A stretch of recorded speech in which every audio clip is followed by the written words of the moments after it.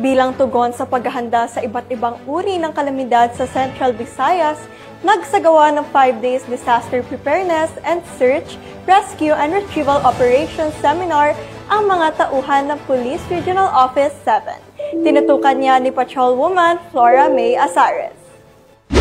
Patuloy na pinalalakas ng Police Regional Office 7 ang posisyon nito bilang Proactive Disaster Response Force sa 5-day Disaster Preparedness and Search, Rescue and Retrieval Operations Seminar mula Nobyembre 17 hanggang 21 ng taong kasalukuyan na ginanap sa Camp Seferino, Hinovia sa Sibunga, Cebu. Ang inisyatiba na ito ay bahagi ng patuloy na pagsisikap ng PRO7 upang matiyak na ang mga tauhan ay handang tumugon sa mga emerhensiya na nakakaapekto sa mga komunidad sa buong Central Visayas.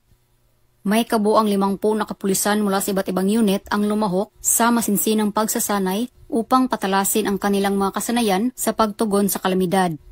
Pinangasiwaan ng Regional Community Affairs Development Division sa pakikipagtulungan ng Regional Special Training Unit 7, ang seminar ay nag-aalok ng hands-on, scenario-based exercises.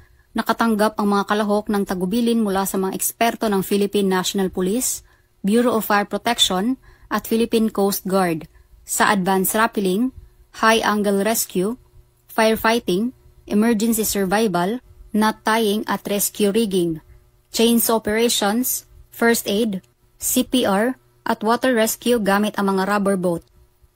Ang pagsasanay ay nagpapalakas sa kakayahan ng PRO7 na pakilusin ang mga tauhan at mapagkukunan ng mabilis na tugon sa panahon ng kritikal na insidente na nagpapatibay sa pagtugon ng PNP sa paghahanda sa sakuna at ang Critical Incident Management Operational Procedures ng rehiyon. Mula dito sa Central Visayas, ako ay inyong Police News Network Correspondent, Patrolwoman Flora May Azares, alagad ng batas, tagataguyod ng Balitang Pulis.